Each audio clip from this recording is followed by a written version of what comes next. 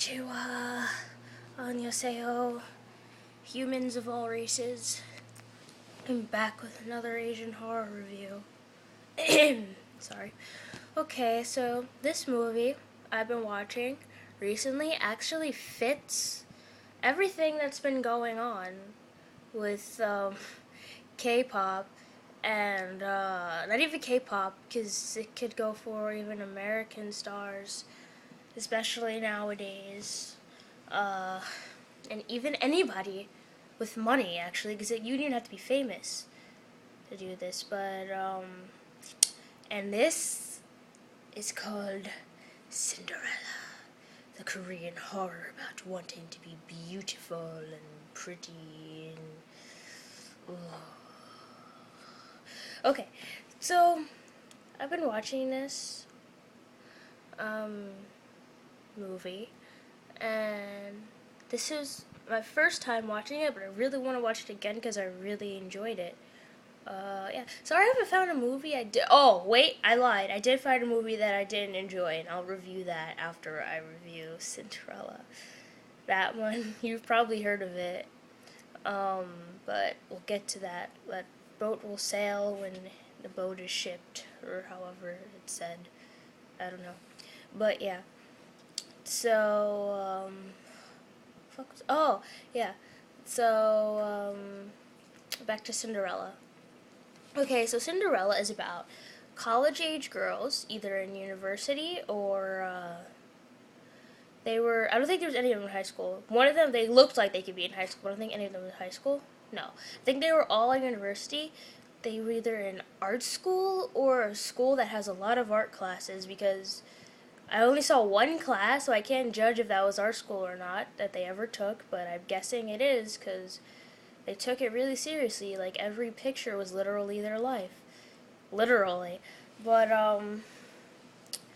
yeah, I'm not sure where they were at school, but you have this one girl, God, I forgot her name, because I saw this, like, 4 months ago, which is why I'm going to watch it again after, and I guess when I make my next video, I could correct some of my mistakes. But, I'm going to do this because I haven't reviewed a Korean horror movie yet, and I wanted to just review this one, because this one I definitely saw and I know the whole plot, at least. So, here we have this one girl and her mother. Her mother is a plastic surgeon, and she works she makes people pretty, if you will. Like, she kind of, like, you know how in K-pop, when they always get plastic surgery, I guess when they want double eyelids, it's called, or, they make their cheeks a bit puffier and their noses smaller. That's kind of what she does. She specializes in. I'm not sure what that's called, and I don't think most people know what that's called, because it has a pretty long name, unless you go to their plastic surgery or if you are a doctor. But yeah, sorry, I'm holding this because I don't like the way it was showing when I sat it down. I'm not in my room today because I didn't clean it. But yeah, so that's kind of what she does. And her daughter, she's also like a dermatologist too. Like, she's really good in skincare. Like, there's a scene where she's like putting this face stuff all over her daughter, and she encourages her daughter to take care of their skin and her friends. Now, her friends are talking about getting plastic surgery, even though you see they're very, very pretty already, but they want more. They want to be like, I guess, those K-pop stars with perfection. And yeah, and so they talk to their mother, and their mother scares the crap out of them, because she's like, I'm going to take this scalpel, I'm going to shove it in your eye, I'm going to stab you, you're not going to get out of the table alive, and then they get scared and they back down. But actually they show another part in this. So this whole movie is about plastic surgery, and I think it's Korea's way of saying sometimes we care way too much about ourselves in the wrong way. And I think this movie shows a lot, because in a lot of Asian horror movies, in a lot of horror movies, period, actually, they reflect what's going on with the times. Like, if you look in McCarthyism back in the 1950s, late 1940s, Yeah, late 1950s to maybe even Northern even goes back to early 60s. You look at like movies like The Blob, which reflected the Red Scare, or Invasion of the Body Snatchers, which is in a way affecting like the Red Scare and the public. Even Zombies, which you see a lot in American cultures, is basically saying how we as Americans and consumers are zombie-like. And what Cinderella was reflecting is a lot of girls are focusing too much on themselves and their beauty, and not even just girls, because boys in K-pop, it's, you see my dog? Say hi, Shadow. Yeah, my other dog is losing her mind. Come, Shadow, say hi to us. You see her. She watches a lot of movies with me. And yeah, I don't think she saw this one. She wants me to pet her. She's being annoying. But yeah, Cinderella reflects the way male K-pop stars, even female K-pop stars, and plastic surgery. Now, the scariness. There was your traditional ghost girl. Ooh, shocker. The ghost girl was actually terrifying. She didn't resemble the Grudge, or the like, she did with the long black hair, pale skin, but that was about it. Her skin wasn't even pale; it was like dark blue, which was new. Although the Grudge, I think, was dark blue at one point. At one point. So yeah, and but this was she was pretty scary. I'm definitely gonna give this a 10 because this movie was pretty scary. To be about plastic surgery, I guess it's a it's definitely a scary thing doing any kind of surgery and going under the knife when you have a ghost to worry about that's trying to kill you. But I guess the ghost is also telling you, stop caring so much about yourselves. And a lot of the girls in the movie and in real life don't want to do that. So I guess the ghost is pretty helpful. And then, so scariness is a 10. Cinematography, I like how it cuts from every angle, but this is one movie that really doesn't rely on cinematography. So I guess cinematography is going to be like a 4 because there wasn't that much. There were like graphic, maybe scary images, but people may disagree on this, but I didn't see that many different types of shots. It kind of looked like everyday life, but this girl likes plastic surgery. I'm actually gonna watch this again before I head out, or start watching it.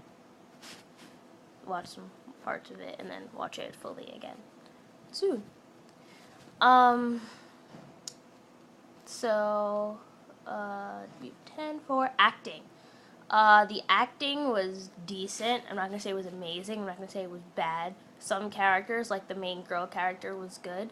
Others just pretty much were girls acting like girls. I don't think that's that hard of a job if you're already a girly girl and your job is to act like a girly girl. Well, I mean, I don't know, but that's what I got from it.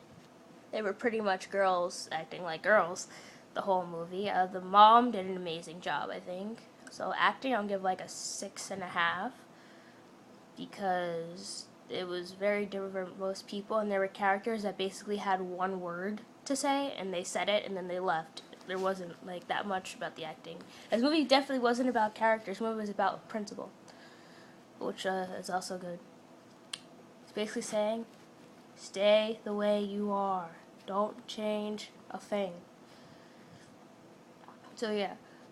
Not only do we have acting, but we have decent acting, but there was